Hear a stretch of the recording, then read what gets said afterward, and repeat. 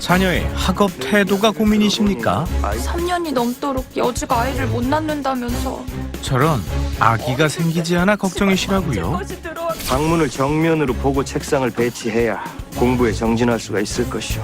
문제는 잘못된 집터와 실내 인테리어에 있다는데 불길 같은 화기가 살림집하고는 맞질 않소. 그동안의 자식들을 아마 밖에서 많이 만들어들 왔을 것이고. 아니 그걸 어찌 하셨어? 잘 고른 명당짜리 하나가 인생의 길흉 화복은 물론 천년 전 왕을 바꿀 땅이라 하여 지금까지 그 기운이 잠들어 있어. 나라도 바꿀 수 있다 믿었던 조선 말기 부동산 전문가들의 숨겨진 역사. 그대가 왕이 되는 것이오. 디렉터스 컷 오늘의 영화 명당입니다. 박희곤 감독은 늘 독특한 승부의 세계에 매료되었습니다. 미술품 사기꾼들의 한판 대결을 다룬 인사동 스캔들과 실제 명승부를 각색한 퍼펙트 게임에 이어서 자 이번엔 풍수지리의 달인들이 나라의 운명이 걸린 싸움을 벌인다는데요. 감독의 고민은 바로 풍수와 명당의 개념을 시각적으로 녹여내는 것이었습니다. 자식인 효명세자를 먼저 보내야 했던 조선 말엽의 순조임금. 이곳이 자손 대대로 복록을 준다는 그 명당인가? 예, 전하. 그럼 이곳으로 터를 정하도록 하라. 아니되옵니다, 전하.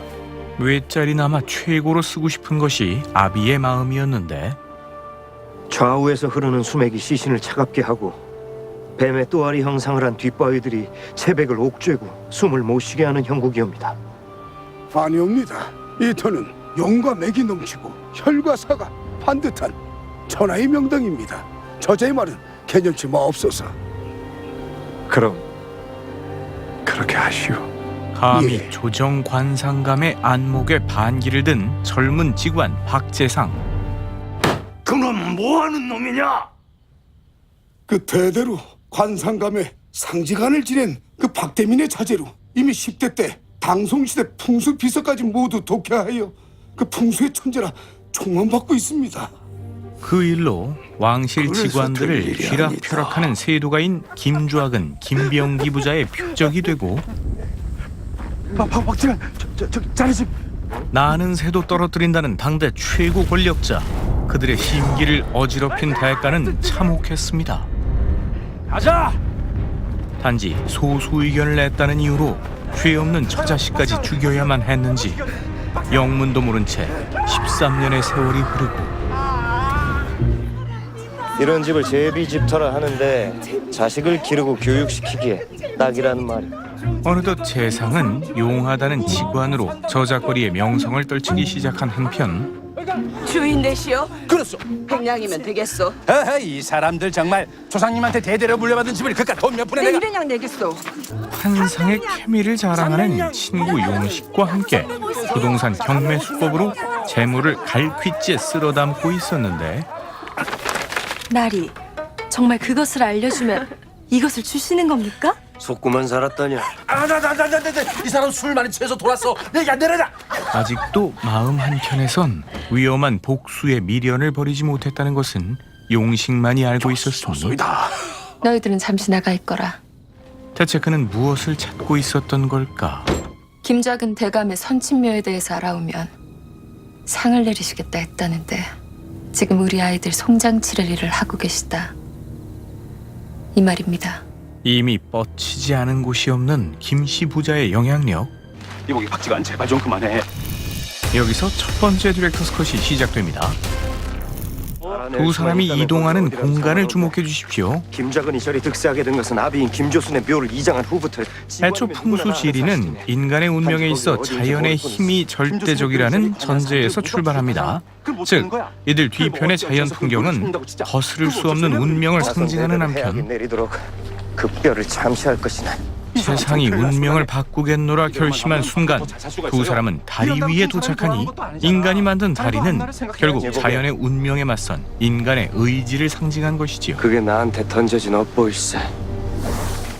우리 밥 좀 먹고 하자. 다 끝났어. 마지막 손님 하나 기다리고 있어. 그날도 그저 팔자 고치고 싶은 손님들 중 하나일 줄로만 생각했건만 그래 무슨 터가 알고 싶어 오셨어? 김작은의 애비 김주순의 터를 알고 싶소. 마치 재상을 꿰뚫어 보는 듯 훅 치고 들어오는 사내. 뭐하는 놈이냐? 나는 흥성군이라 하네. 그 유명한 삼각집 개. 그렇습니다. 이 남자는 장차 흥선대원군이 되는 인물. 김씨 부자의 견제를 피하기 위해 야심을 숨기고 망나니 행세도 불사. 저기 우리 집 개처럼 말이요. 왕족으로선 굴욕적인 상갓집 개라는 별명까지 얻게 된 것. 이곳은 어쩐 일로? 13년 전 상직원들 모두가 명당이라고 한 터를 자네만 반대했다는 그 말 맞는가? 그것을 왜 흥성군께서 궁금해하십니까? 내가 아니라 주상전하께서 궁금해하시네. 당시 임금인 헌종은 요절한 효명세자의 아들이었죠. 그때 그 말이 사실이란 말이요. 그곳은 얼핏 보기엔 명당터 같으나 실제로는 흉당이 한자리에 같이 있는 곳이었사옵니다. 결국 진상 규명을 위해 아버지의 능을 파헤치는 특단의 조치를 감행하는데 모습을 드러낸 것은 썩지도 않고 물에 부른 효명세자의 유골. 재상의 판단이 적중했습니다. 이놈! 내 죄를 내가 알렸다! 효명세자의 능은 소신도 대신 관료들의 의견을 따랐을 뿐이옵니다. 그 죄를 묻고자 소신이 모두 처형했나이다. 이미 용주도하게 책임 회피와 증거 인멸을 끝낸 김씨 부자. 죽여주시옵소서. 대체 왜 그들은 왕릉의 기운을 꺾으려 했던 것인지, 또 그렇게까지 해서 차지하려 했던 그들의 명당은 대체 어디에 있는 것인지. 김씨가 묘를 찾아 전국 팔도를 다 돌아다닐 수도 없고 묘도를 구하면 한 번에 해결될 일인데 하면 남은 방법은 이제 하나뿐. 구한다 구해지게. 호랑이 굴로 직접 들어가는 수밖에 없으니 가장 좋은 터가 어디겠느냐? 여기서 두 번째 디렉터스 컷이 시작됩니다.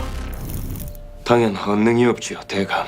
명당의 기본 조건은 배산임수, 즉 뒤로는 산이 지켜주고 앞으로는 강이 흐르는 아시면서도 땅이 그냥 버려두실 비옥하다는 것입니까? 것인데요. 여기서 김좌근이라는 캐릭터는 산을 형상화한 인물입니다. 움직임이 거의 없는 데다 인물들 한가운데 버티고 서서 그들의 운명을 좌지우지하는 것이 마치 산과 닮았으니 그런데 자네 어찌 낯이 익은데? 늘 가까이 뵙고 싶은 소인의 마음을 대감께서 이리 헤아려 주시니 그저 성은이 망극하옵니다. 이것은 그의 권세가 자연의 힘과 비견될 만큼 막강했음을 독특한 캐릭터로 표현한 것이지요. 세도가의 잠입, 외자리의 지도를 찾는 길은 험난하기만 하고 이대의 천자가 나오는 땅. 그 땅에 선친 김조순 대감의 묘를 이장한다면 금시발복하여 이 가문에서 이대의 천자가 나올 것입니다. 또다시 드러나는 반역의 음모. 이대의 천자가 나오는다? 쓸데없는 소리 아닐세. 그리고 그 자네는 모르는 음모는 것인가? 새로운 야망에 글쎄, 불을 없다지 지피기 않았는가? 시작하니 무슨 일이 있어도 찾아라. 어쩌면 명당은 허상이요, 땅은 늘 그곳에 있었을 뿐 자네 처음부터 이럴 생각이었나? 문제는 인간의 욕심이었을지도 모를 터. 자연의 운명과 인간의 의지, 그리고 태산을 방불케 하는 절대 권력. 이것이 명당의 디렉터스 컷이었습니다.